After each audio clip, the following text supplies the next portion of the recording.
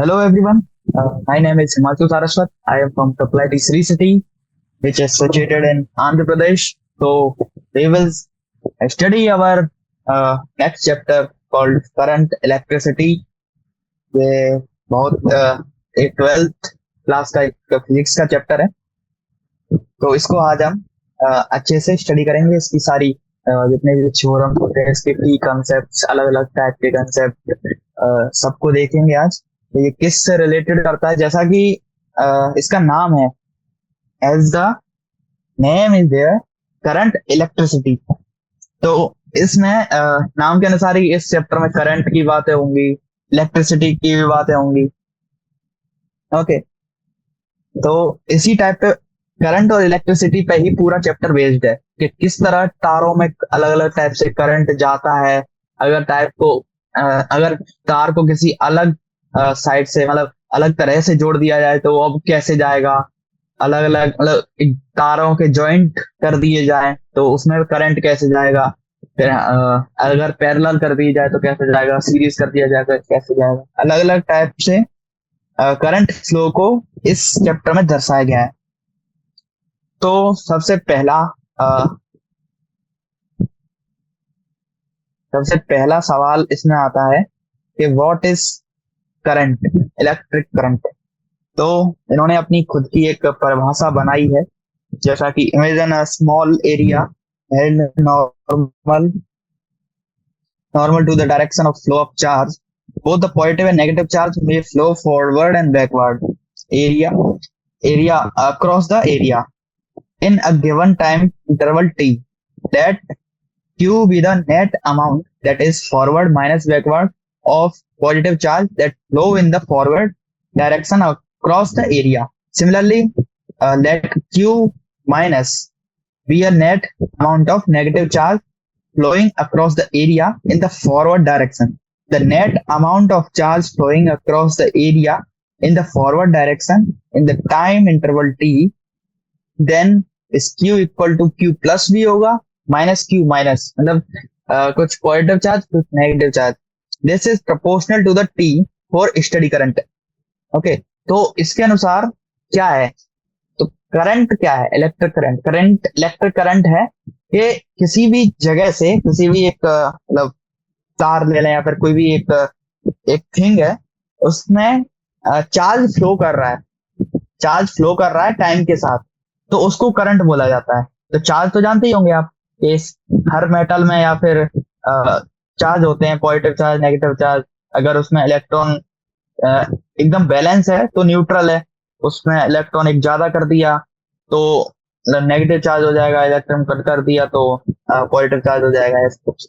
Okay, तो यही इसकी परिभाषा है कि चार्ज अपॉन टाइम, मतलब कि ये जो चार्ज है, तो चार्ज मैंने जैसे बताया था कि चार्ज जैसे तो मान लीजिए कि ये एक वे है किसी चार्ज के फ्लो होने का। देखिए, ये एक वे है, तो इसमें चार्ज फ्लो हो रहा है और एक हमने ये पार्टीशन बना दिया, ये बनाया टी टाइम के लिए, ये है T plus delta T time के लिए। मतलब कुछ एक छोटा सा इंटरवल लिया है हमने, तो उसमें क्या है ना कि अब चार्ज ऐसे फ्लो हो रहा है तो कुछ नेगेटिव चार्ज होगा। चार्ज दोनों टाइप के होते हैं। नेगेटिव चार्ज होगा वो सीधी डायरेक्शन में मतलब फॉरवर्ड डायरेक्शन में जाता है, और जो पॉजिटिव चार्ज होता है वो अपोजिट डायरेक्शन में जाता है, बैकवर्ड डायरेक्शन। तो दोनों साइड चार्ज मतलब फ्लो हो रहा है। चार्ज फ्लो हो रहा है तो अब पर टाइम, मतलब पर सेकंड कितना चार्ज फ्लो हो रहा है, मतलब पर सेकंड या फिर पर मिनट, तो जो करंट होगा वो है रेट ऑफ चार्ज फ्लो। जैसा कि मतलब अगर एक चार्ज है वो 1 सेकंड में चलता है तो क्यू ही इस पे करंट है, क्यू एम्पियर। इसका एक चीज और बता दूं, जो करंट का मात्रक होता है, यूनिट होती है, वो होती है एम्पियर। ये इसके वैज्ञानिक थे एम्पियर नाम के, तो उन्होंने इसका खोज किया था, डिस्कवर किया था, तो इसलिए तो एम्पियर बोला जाता है। उसकी यूनिट को। ओके, तो जैसा कि आपने इसकी डेफिनेशन पढ़ ली है कि I equal to Q by T का फॉर्मूला होता है for charge is defined to be current across the area. तो यही चीज है। तो अब आते हैं, current are not always steady and hence more generally we define the current flow as follow. Let delta Q be the net charge flowing across the cross section of the conductor during the time interval. Okay, तो इसमें एक चीज को और अब इन्होंने highlight किया है। क्या चीज हाईलाइट है? कि कंडक्टर, क्योंकि कंडक्टर ही ऐसा है जिसमें से करंट आसानी से फ्लो कर सकता है। ओके, तो during the charge time interval that is delta T, that is between time t and t plus delta t. Okay, then the current at the time t across the cross section of the conductor is defined as the value of the ratio of delta q to delta t in the limit of delta t tending to zero. Okay, तो I जो है एक time का function इसको हम बोल सकते हैं। तो इसको हम एक टाइम का फंक्शन बोल सकते हैं कि अगर delta T tends to zero होगा उस समय पे delta Q time, delta Q sorry charge अगर उस क्रॉस सेक्शनल एरिया से फ्लो कर रहा है तो डेल्टा क्यू मतलब उसका करंट है, उसमें कितना एम्पियर उसमें करंट है। इस तरह से हम इसको डिफाइन कर सकते हैं। तो इन SI unit the unit of current is ampere and ampere is defined through magnetic effect of current that we will study in the following chapter. An ampere is typically the order of magnitude of current in domestic appliance, and average lightning carries current of order of 10,000 of ampere. And at the other extreme, current in our nerves are in microampere. तो इसमें कुछ पैमाने बताए गए हैं, कुछ जैसा कि अपने घरों में आती है, जो डोमेस्टिक अप्लायंस में होती है, वो कुछ 1 to 10 इस तरह के एम्पियर में होती है करंट इन क्या है एग, एग्नि अरे यार current in the domestic appliance. Okay, तो कुछ 1-2 एम्पियर जो होते हैं, 1 से लेकर 10 एम्पियर तक, वो घरों में अप्लाई होती है। अगर यही लाइटनिंग आपने देखी होगी तो उसमें थाउजेंड्स ऑफ एम्पियर करंट होता है। थाउजेंड्स ऑफ एम्पियर मतलब एम्पियर ज्यादा कब हो सकता है? तो ज्यादा चार्ज फ्लो हो कम टाइम में। ओके, या फिर एक चार्ज शिफ्ट कर दो, टाइम कम कर दो, मतलब ज्यादा चार्ज कम टाइम, तभी इसका एम्पियर बढ़ सकता है। ओके, तो आपने ये तो देखा ही होगा कि कितना लाइटनिंग अगर धरती पर गिरे तो क्या हाल होता है धरती का, या फिर किसी ऑब्जेक्ट का जिस पर गिर रही है, एकदम जल भून के राख हो जाता है। तो उसमें थाउजेंड्स ऑफ एम्पियर की पावर होती है, मतलब पावर तो नहीं हो सकते लेकिन थाउजेंड्स ऑफ एम्पियर करंट होता है। अभी ये मान ले चाहे अगर 1000 ऑफ एम्पियर मान लिए, अगर और टाइम कुछ 1 सेकेंड मान लिया, तो लेट करोगे इसको, 1 सेकेंड से भी बहुत ज्यादा कम टाइम होता है, तो लेट कर लीजिए 1 सेकेंड मान लिया, या फिर 1 मिली सेकेंड मान लिया। तो उस 1 सेकेंड में थाउजेंड्स ऑफ कूलम चार्ज उसमें फ्लो कर जाएगा। ओके, समझ रहे हो ना? अगर ये 1 सेकेंड है तो, अगर 1 सेकेंड से भी और कम टाइम का, वैसे तो कम ही टाइम होता है, 1 सेकेंड से पलक झपकते ही ऐसे चला जाता है, मिली सेकेंड मान सकते हैं। मिली सेकेंड 10 पावर 3 और बढ़ा दो तो 10 लाख 1 करोड़ कूलम चार्ज एक साथ। समझ सकते हैं ना आप कितना ज्यादा हाई चार्ज है। ओके, अब आते हैं electric current in the conductors and charge. तो कंडक्टर्स के बारे में दिया गया है कुछ, कंटेंस अप्रोक्सीमेटली 10 पावर 22 मॉलिक्यूल। तो इसमें कुछ मॉलिक्यूल्स के बारे में बताया गया है कि एक मॉलिक्यूल में कितने मतलब एक मैटर में कितने लिक्विड होते हैं। ये bulk matter is made up of many molecules as gram of water for example contain approximately 10 power 20 molecules. तो 1 ग्राम वाटर में 10 पावर 22 मॉलिक्यूल्स होते हैं, इनके बारे में बताया। तो a charge experience a electric charge will experience a force if an electric field is applied. If it is free to move, it will thus move contribute to a current in nature. Free charge particles do exist like a upper strata of atmosphere called the ionosphere. Okay, तो ionosphere में जो charge free रहते हैं, ये सब बताया गया है इन एटॉमिक काउंट। ये तो okay, number of electron travelling in any direction will be equal to the number of electron traveling in the opposite direction. So there will be no net electron current. Okay, तो इन्होंने क्या दिया है कि number of electrons traveling in any direction will be equal to the number of electron traveling in the opposite direction. तो कभी कभी क्या होता है कि बहुत सारे ऑब्जेक्ट हैं जिसमें करंट फ्लो नहीं कर पाता या फिर करंट होता नहीं है, तो उनमें क्या है, चार्ज तो है उनमें भी, ऐसा नहीं चार्ज नहीं है, बट क्या है ना, इलेक्ट्रॉन आपस में एक अपोजिट डायरेक्शन में फ्लो कर रहे हैं, जिससे कट जा रहे हैं वो आपस, मतलब नेट एक्यूमुलेशन। तो नंबर ऑफ, अब इनमें क्या है ना, एग्जांपल ले लिया है कि किस हिसाब से करंट को फ्लो करके बताया गया, जैसा ही मैंने बताया था, charge plus q and minus q put at the end of metallic cylinder, the electrons will drift because of the electric field created to the neutralize the charge. The current thus will stop after a while unless the charge q and the charge minus q are continuously uh, replenished. Okay, इसके बाद मतलब यही है जो बताया गया था मैंने कि आपको एक फॉरवर्ड डायरेक्शन में अगर चार्ज फ्लो करे नेगेटिव चार्ज तो करंट बढ़ जाता है। Okay, the electron will be accelerated due to this toward plus q. They will thus move to neutralize the charge. The electron, as long as they are moving, will constitute an electric current. Hence, in the situation considered, there will be a current of very short while in an current thereafter. We can also imagine a mechanism where the end of cylinder are supplied with fresh charge to make up for any charge neutralized by electron moving inside the conductor. In that case, there will be a steady electric field in the body of conductor. There will result a contribution current rather than a current of a short period of time. Mechanism will maintain a steady electric field. Are cell and batteries there are shall be study later in the chapter. Okay, तो इसमें बताया गया है conductor क्या होता है।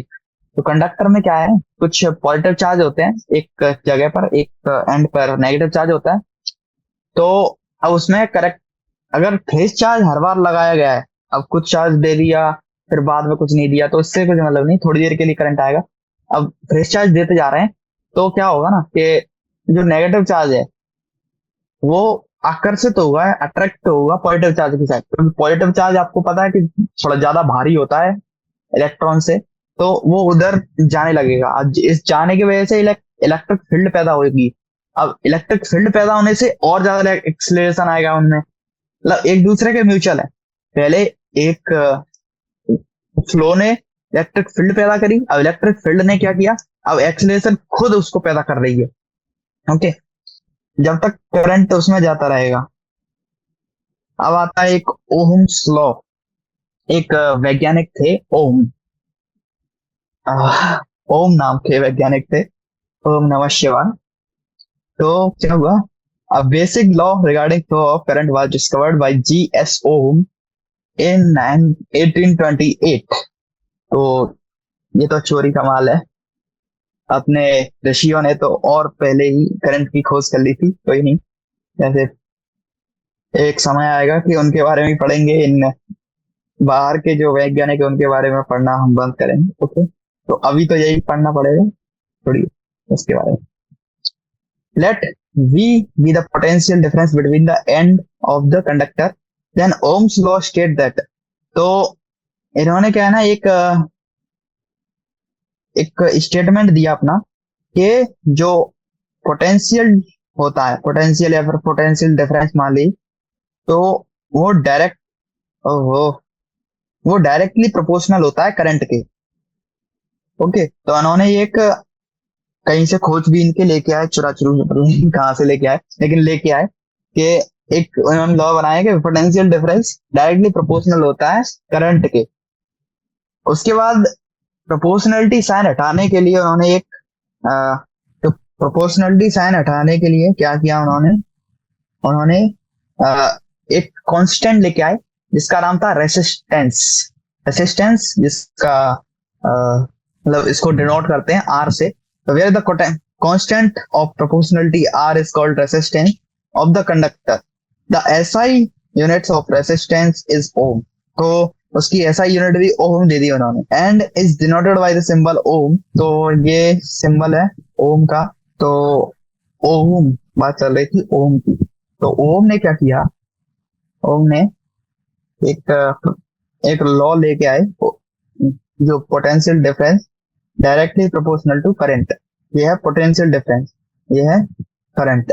Okay, तो potential difference और करंट के बारे में तो आप जानते ही होंगे, जो हमने 10th में पढ़ा था मे बी। तो पोटेंशियल डिफरेंस क्या होता है, पोटेंशियल क्या होता है, एक work done by the charge. Okay, work done by the charge मतलब चार्ज के द्वारा कितना वर्क करना किया जा रहा है फ्लो करने के लिए, तो वही होता है पोटेंशियल डिफरेंस। ओके, तो इसकी मैंने एक ब्रीफ दे दी है क्योंकि इसे हम पहले पढ़ चुके हैं, तो इसकी डीप में मैं नहीं जाऊंगा। तो V directly proportional to I। तो अब V को सॉरी, जो प्रोपोर्शनलिटी साइन है उसको हटाने के लिए V directly proportional to R I ऐसा उन्होंने प्रपोज किया, ये ऐसा ये साइन है। और जो R है उसको बोला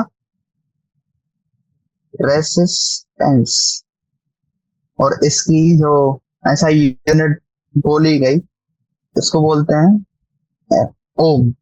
जैसे ओम इस टाइप का होता है कुछ, बट क्या बोले कोई नहीं, नो कमेंट्स। ओके, तो ये यहाँ तक समझिए। ओके, तो कंसीडर रेसिस्टेंस सेटिस्फाई द। तो हाँ, अभी क्या हुआ कि रेसिस्टेंस जो है इसकी प्रोपोर्शनलिटी, मतलब रेसिस्टेंस किस पर डिपेंड करता है ये भी अभी आने लग गया।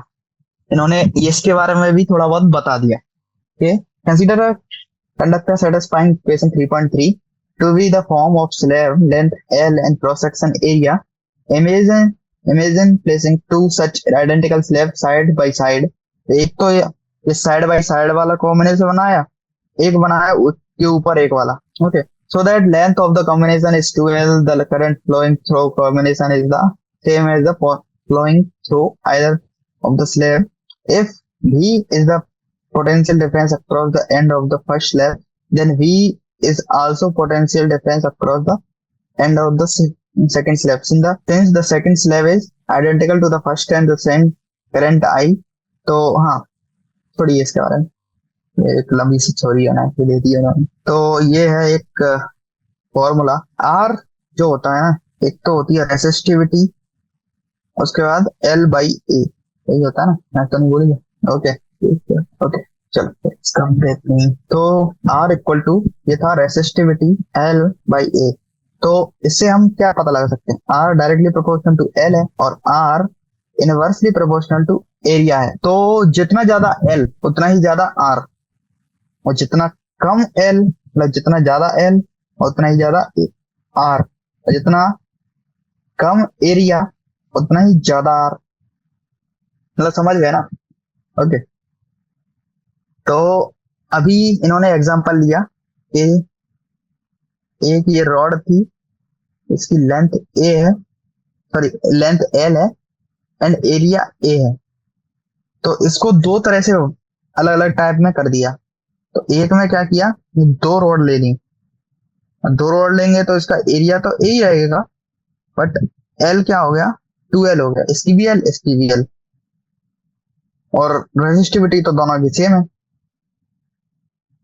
अब एक और एग्जांपल लिया जिसमें क्या किया, एक के ऊपर एक रख दी।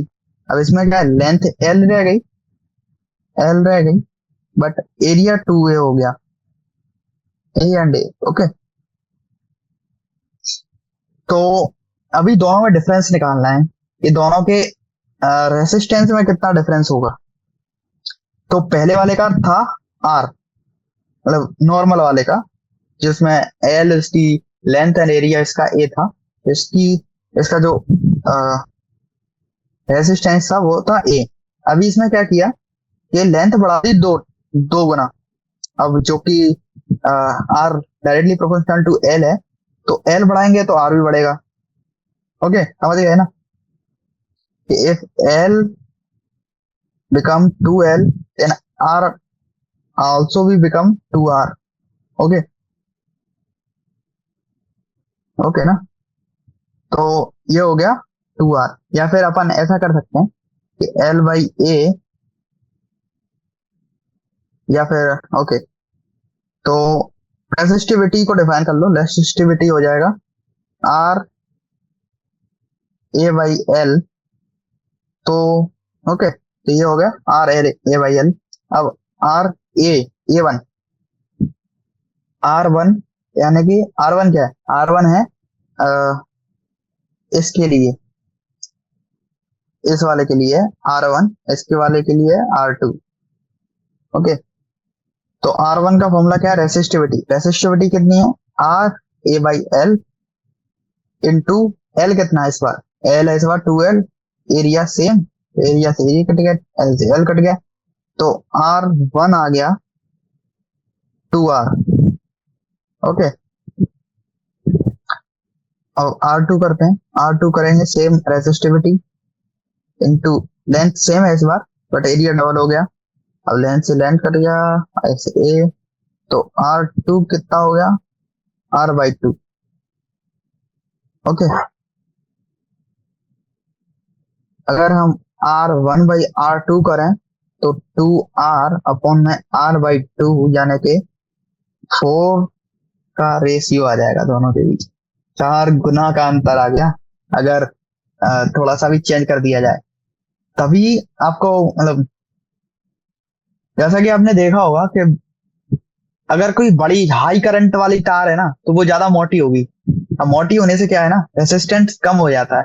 जितना ज्यादा एरिया बढ़ाएंगे उतना ही ज्यादा रेसिस्टेंस कम हो जाएगा। और करंट फ्लो में अगर रेसिस्टेंस कम है तो रेसिस्टेंस को सबसे पहले मैं परिभाषित कर देता हूँ। रेसिस्टेंस है क्या, वॉट एक्चुअली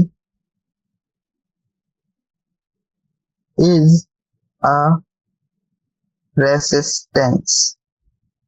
तो रेसिस्टेंस क्या है ना, अगर करंट इसमें फ्लो कर रहा है तो करंट को जाने से रोकता है। मतलब ये मान लीजिए अगर इसने ऐसे कुंडली मार के बैठ जाता है करंट के बीच में, उसको जाने नहीं देता। जितना ज्यादा करंट को जाने, मतलब करंट को जाने में ज्यादा प्रॉब्लम होगी फिर इससे, और फिर करंट, अब रेसिस्टेंस क्या है ना, ज्यादा प्रॉब्लम होगी जाने में, फ्लो करने में का चार्ज को। तो ये अपनी मतलब अपनी स्टेट चेंज कर लेगा, उस चार्ज एनर्जी को छोड़ के हीट एनर्जी में परिवर्तित हो जाएगा। तभी आपने देखा होगा कि अगर हम कोई पतली वाली तार है उसको लगा दिया जाए किसी हाई वोल्टेज में या फिर हाई करंट में, तो वो जल जाती है जल्दी। तो क्यों जल जाती है, वो इसी के लिए जल जाती है, इसी वजह से। ओके, तो इसके बारे में समझ गए ना आप। तो इसीलिए कहा जाता है कि अगर हाई करंट है तो उसमें ज्यादा मोटी मोटी केबलों का यूज किया जाता है, ना कि छोटे छोटे पतले पतले तारों का। और अगर किसी में रेसिस्टेंस ज्यादा चाहिए, ओके, और हाँ, इसका एक और यूज भी है इसमें।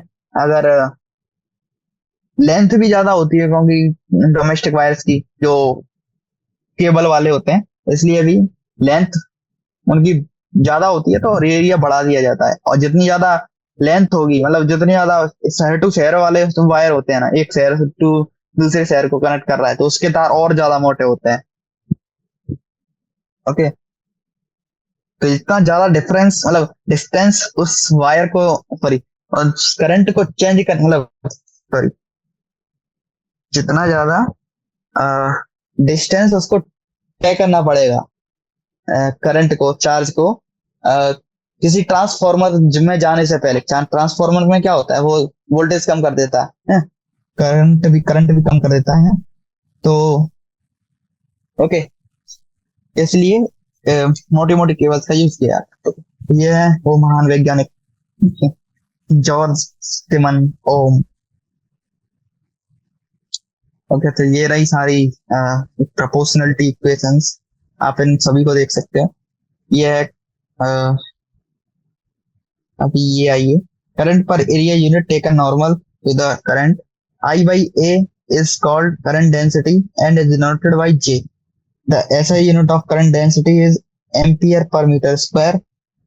Further, if E is magnitude of uniform electric field in the conductor whose length is L, then the potential difference V across uh, end ends is L, sorry, E into L.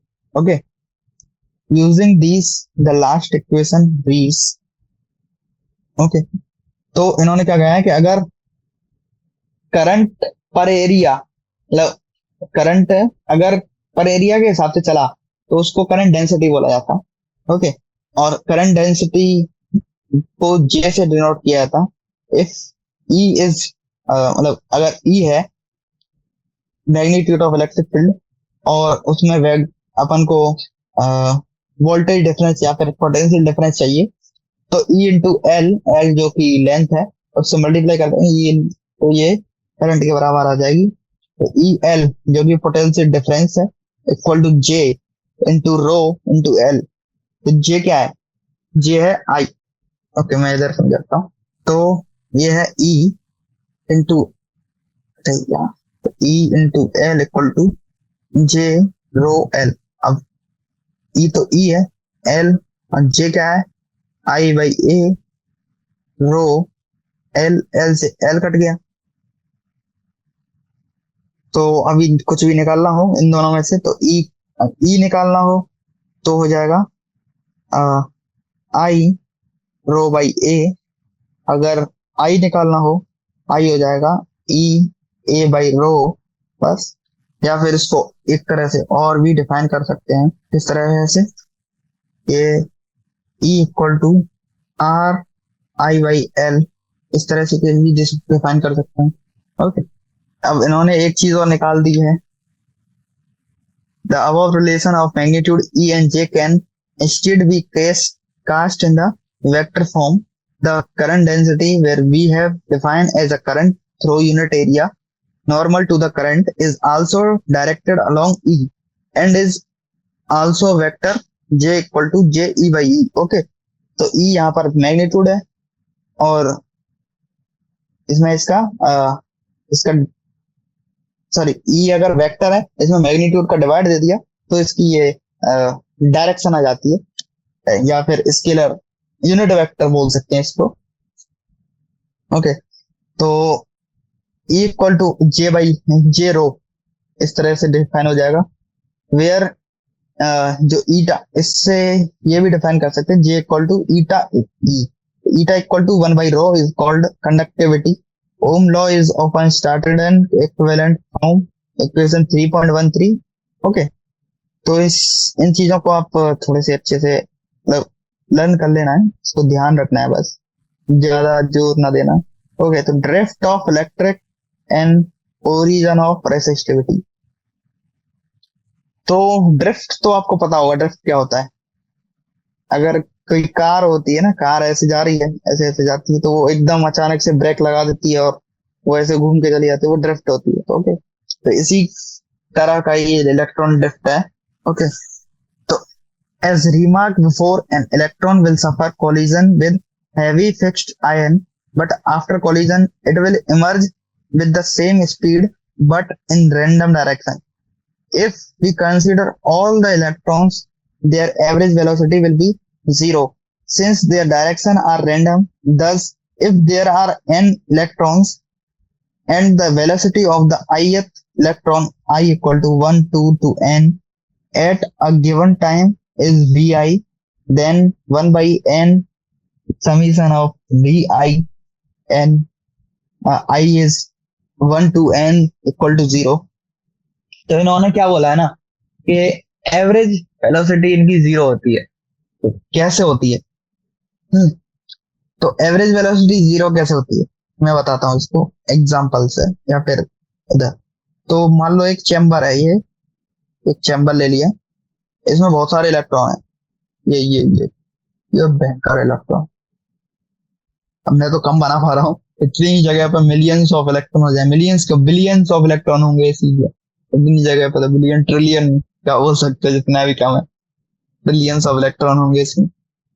तो मान लीजिए electron है, तो ये electron एक इधर भागेगा, एक इधर भागेगा, एक इधर इधर इधर इधर इधर इधर, तो ये भी सीधी डायरेक्शन में नहीं, अलग अलग रैंडम, एक इधर, मतलब कुछ भी है। तो क्या है ना, फाइनली ये देखा गया कि आपस में कैंसिल कर देते हैं सारी वेलोसिटीज को, तो अंततः एवरेज वेलोसिटी इसकी जीरो हो जाती है। Okay, consider now the situation when an electric field is present, electron will be accelerated due to this field by. तो इसमें एक scientists has defined an acceleration also, the a equal to minus e, okay, e और smaller की and capital and smaller दोनों है, E double बोल रहा हूँ, E by M, where minus E is the charge and M is the mass of an electron, consider again the ith electron. तो acceleration क्या है, एक्सीलरेशन अब electric field into charge upon mass. Okay, acceleration वैसे होता क्या था, force, आपने force के बारे में सुना ही होगा। फोर्स क्या है ना, फोर्स में मास का डिवाइड देते हैं, जैसे एक फॉर्मूला होगा पढ़ा होगा, F बराबर एम ए, तो ए इक्वल टू क्या होता है, F बाई एम होता है ना। अगर फोर्स में मास से डिवाइड दे दिया जाए तो एक्सीलरेशन बन जाता है। ओके, तो acceleration equal to minus, okay का, तो एक्सीलरेशन क्या था कि फोर्स अपॉन मास, तो यही है इसमें भी, कि इसमें इलेक्ट्रिक फील्ड में क्या होता है ना, फोर्स के बराबर ही होता है। इलेक्ट्रिक फील्ड क्या होता है, इलेक्ट्रिक फील्ड इनटू चार्ज, ये होता है फोर्स के बराबर। ओके, ओके है, तो फोर्स क्या होता है, चार्ज इनटू इलेक्ट्रिक फील्ड, तो ये फोर्स अपॉन मास कर देंगे तो एक्सीलरेशन आ जाएगा। ओके, तो इसमें कुछ ज्यादा टेंशन की बात है नहीं। तो ये है सारी, ओके, ये आ गई अलग अलग टाइप की वेलोसिटीज। तो वेयर ये चार्ज, ओके, ये हो गया ith electron at a given time t, this electron would have had its least collision sometime before t and let ti with the time elapsed after its last collision. If vi is the velocity immediately after the last collision, then the velocity vi at time t. तो इसमें क्या है ना, कुछ collision भी होंगे। अब एक टाइम इंटरवल की बात कर रहे हैं, एवरेज नहीं कर रहे। vi equal to vi plus ये एक्सेलरेशन इनटू टी। ओके, ये सारी वेलोसिटीज ही है। तो वेलोसिटी ऑफ ड्रिफ्ट उन्होंने डिफाइन किया, average velocity vt equal to average velocity vi, मतलब दोनों इक्वली कह के बताए हैं, equal to vi of average. अब vi ऑफ vi में अंतर होगा थोड़ा सा, माइनस ये जो ये वाली वेलोसिटी है, एक इलेक्ट्रिक फील्ड के द्वारा बनी हुई वेलोसिटी है, उसके द्वारा उसका भी एवरेज, तो जीरो एवरेज वेलोसिटी। ओके, तो ये एवरेज वेलोसिटी ना जीरो, वो तो जीरो होती है, जीरो माइनस ई, मतलब electron into electric field by M into tau. Okay, tau यानी कि 1/t ऐसा कुछ time. Okay, equal to negative of electron electric field upon m tau. This last result is surprising. It tells us that the electron move with an average velocity which is independent of time. Although electrons are accelerated, this is phenomenon of drift and the velocity v d is called drift velocity. Okay, तो इन सब के हो जाने के बाद इन्होंने ये देखा कि ये इलेक्ट्रॉन की वेलोसिटी जो है टाइम के इंडिपेंडेंट है, और इसको ड्रिफ्ट वेलोसिटी बोला जाता है, इस एवरेज वेलोसिटी को। ओके, तो current is metallic conductor, the magnitude of current density in a metal is the magnitude of charge contained in a cylindrical of unit area and the length vd। Okay, तो ये सारी चीजें हैं इनको define करने के लिए, I delta T E square A by M, ये टॉ थी, बहुत सारी चीजें हैं ये। वैसे ये सारी चीजें एक ही चीज से ऑरिजिनेट हो रही है, इसलिए मैंने तो इनके ऊपर ज्यादा ध्यान नहीं दिया था, क्योंकि इनकी ज्यादा जरूरत ही नहीं होती। तो अभी देख लेते हैं एक आध क्वेश्चन, यही वाला क्वेश्चन देख लेते हैं। पहला वाला इसका ए। तो estimate the average drift velocity of conducting electrons in a copper wire of cross sectional area 1 into 10 power minus 7 meter square carrying a current of 1.5 ampere, assuming that each copper atom contributes roughly and its atomic mass is 63.5। तो correct copper का दिया गया mu. तो ये चीजें निकालनी है, drift velocity निकालनी पहले वाले में। ओके, तो इसके लिए क्या है ना, the direction of drift velocity of conduction electron is opposite to the electric field drift direction, that is electron field is in the direction of increasing potential। तो एक चीज और रिमार्क मैं बताऊंगा इसका, कि इलेक्ट्रिक फील्ड की जो डायरेक्शन होती है वो इंक्रीजिंग पोटेंशियल की साइड में होती है। जहां भी पोटेंशियल इंक्रीज कर रहा है ना, उस साइड में इसकी इलेक्ट्रिक फील्ड की डायरेक्शन होती है। ओके, तो इसका एक फॉर्मूला भी है, you do I by E A. Okay, ये सारी चीजें इन्होंने दी गई थी, तो इन करके फाइनली एन का वैल्यू तो निकाल ही लिया, मॉलिक्यूल्स डिवाइड बाई इसका मास करके। ओके, हो गया ये? इसका सेकंड एग्जांपल है, इसलिए कुछ थ्योरेटिकल क्वेश्चंस हैं ये, जैसे कि in an example 3.1 the electron drift speed is estimated to be only in few mm second millimeter for current in the range of few amperes, how then the current established almost the instant of current is closed। कुछ ऐसे ही theoretical example. When electron drift is metal from the, इनको आप अच्छे से पढ़ लीजिए एक बार, क्योंकि ये थ्योरेटिकल क्वेश्चंस होते हैं। तो कभी कभी ऐसा जेई का एग्जाम है तो एक चार्ज का नंबर का क्वेश्चन दे दिया, तो इसमें थ्योरेटिकल क्वेश्चन एक पटक दिया। ओके, तो इनको तो थोड़ा बहुत याद करना पड़ेगा आपको, जैसा कि इसमें ये है, if the electron drift speed is so small and the electron charge is small, मतलब स्पीड भी स्मॉल है एंड चार्ज भी स्मॉल है, how can we still obtain large amount of current in the conductor। तो इस time पर हमें large amount of current चाहिए, तो कैसे मिलेगा? तो सी में इसका आंसर है simple, because the electron number density is numerous 10 power 29। Okay, तो इसका आंसर ये था। तो ऐसी चीजें क्या फिगर है, तो इनको आपको याद ही करना पड़ेगा। ओके, तो अब आती है मोबिलिटी। मोबिलिटी क्या चीज होती है? मोबिलिटी होता है, as we have seen, conductivity arises from mobile charge carrying in the metal। These mobile charge carrying are electrons in an ionized gas। They are electron and positive charge ion in an electrolyte। These can be both positive and the negative charge। Okay, an important quantity is mobility mu, defined as the magnitude of drift velocity per unit electric field। तो अब आ गई हमारे पास mobility.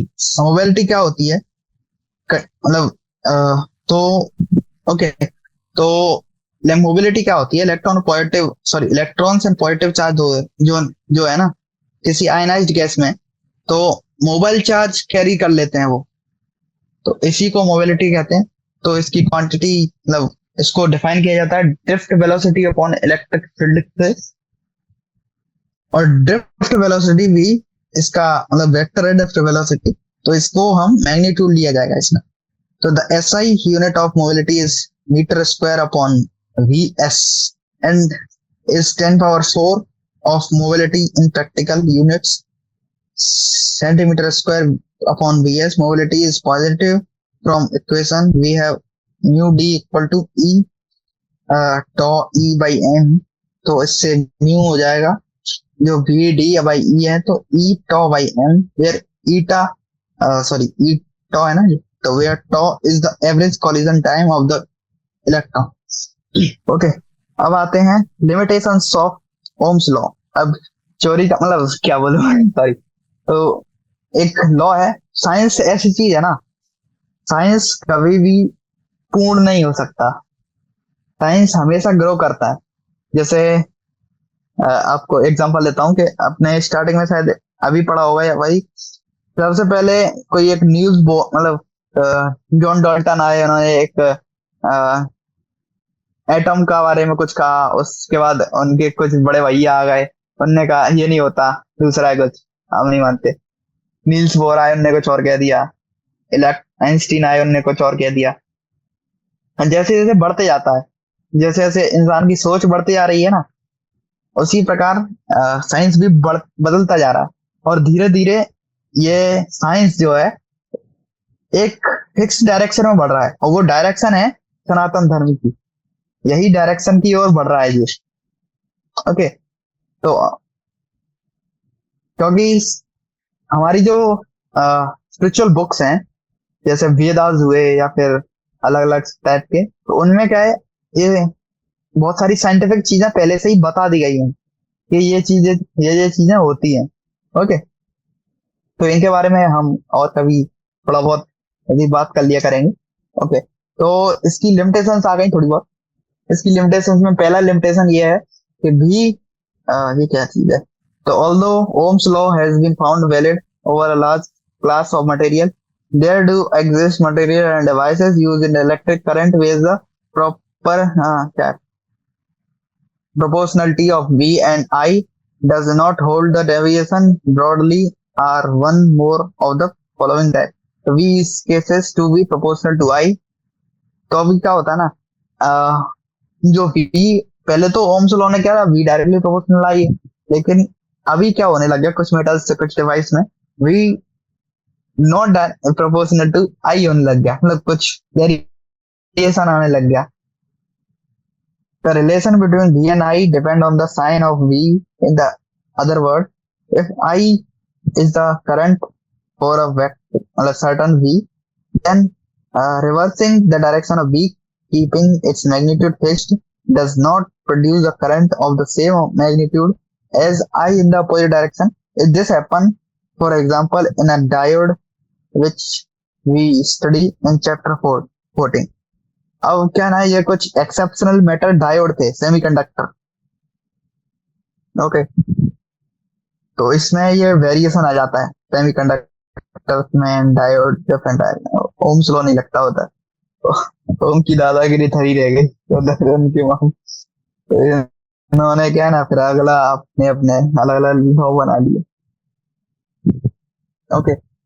The relation between V and I is not unique, that is there is more than one value of V for the same current I. A metal exhibiting such behavior in a gases, material and devices are not obeying Ohm's law in form of equation. Okay, सारी चीजें हैं। Resistivity of various materials. The material are तो अलग अलग materials की resistivity थी, उसके बारे में बताया गया। Metals have low resistivity in the range, तो इसको आप कर लेते ज्यादा ठीक है। Metals have low resistivity in the range 10 power 8 minus 8 ohm law, ohm meter to 10 power minus 6. So the material are classified as conductor, semiconductor, and insulator depending on their resistivity in an increasing order of their value. Metals, okay. So at the other end, insulator like ceramic, rubber, plastic having resistivity 10 power 18 time greater than the metal or more. In between the two are semiconductor. These, however, has resistivity अलग अलग तरह की होती है। Okay. तो अब आया thermal dependency of resistivity. इसके बाद अगला टॉपिक हमारा होगा electric energy power, cell EMF, internal resistance, cell well हो गए। उसके बाद cell in series and in parallel. Okay. उसके बाद किरचॉफ लॉ आएंगे, ये भयंकर भयंकर क्वेश्चन आएंगे कुछ कुछ। तो इनको मैं सॉल्व करने के आपको तरीके बताऊंगा, किस तरह से आप इनको सॉल्व कर सकते हो 3D वाले मॉडल्स को। ओके, ये देखिए कितने भयंकर भयंकर क्वेश्चन है। हाँ, व्हीट स्टोन ब्रिज भी है। उसके बाद तो इस तरह से ये चैप्टर खत्म होता है। तो आज हम यहीं तक अपना सफर रखेंगे। और एक्सरसाइज में इसके साथ 9 ही क्वेश्चन है, 9 क्वेश्चन है। पर इसकी थ्योरी बहुत ज्यादा काम की है। जेई में इसके मिनिमम मिनिमम 2-3 क्वेश्चन तो आ ही जाते हैं, 3 से 4 क्वेश्चन। मतलब आप मान लीजिए 16 नंबर आपके पक्के हैं अगर आप इस चैप्टर को पढ़ लीजिए, मिनिमम 16। ओके, तो मैं आप इसको रिवाइज करा देता हूँ थोड़ा सा, आज मैंने क्या क्या पढ़ा। तो करंट इलेक्ट्रिसिटी, करंट क्या होता है इसके बारे में पढ़ा। उसके बाद करंट इन कंडक्टर्स के बारे में पढ़ा, कैसे फ्लो करते हैं। ओम्स लॉ के बारे में पढ़ा, ओम कौन थे इसके बारे में पढ़ा। और रेसिस्टिविटी, रेसिस्टेंस किस हिसाब से डिपेंड करता है लेंथ एंड एरिया पे, उसके बारे में भी पढ़ा। मैग्नीट्यूड्स के बारे में पढ़ा, मतलब सॉरी, ये जो है ना इलेक्ट्रिक डेंसिटी, करंट डेंसिटी, उसके बारे में पढ़ा। ड्रिफ्ट वेलोसिटी, ये क्या चीज होती है। हाँ, एक चीज रिमार्क करके अभी भी मन में रख लीजिए कि average velocity of an electron, an electron तो कुछ भी होगा, लेकिन average velocity of all electrons will be zero और इज द जीरो। ओके, तो कुछ मोबिलिटी और एग्जांपल्स भी करे हमने। मोबिलिटी, हाँ, ये जो एग्जांपल है ना, एग्जांपल नंबर 3.2, इसको आप अच्छे से कर लीजिए। लिमिटेशंस ऑफ ओम्स लॉ के बारे में भी पढ़ी, resistivity of various metal. Okay, तो नेक्स्ट जो है हमारा टॉपिक होगा, हमारा 3.8, that is temperature dependence of resistivity. Okay, तो इसी के साथ हम आज का ये टॉपिक, ये चैप्टर यही रैप अप करते हैं। अगला जो हमारा लेक्चर होगा उसमें हम आगे की जर्नी स्टार्ट करेंगे। तो गुड बाय गाइस।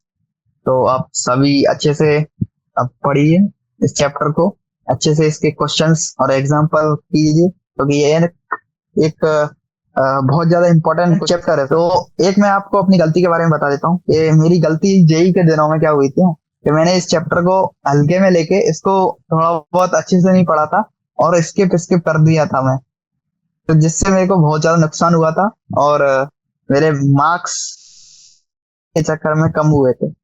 ओके, तो इसको आपको ये बिल्कुल भी हल्के में नहीं लेना, इसको चैप्टर को अच्छे से पढ़ना है, इसका वेटेज बहुत अच्छा है, अच्छा खासा है।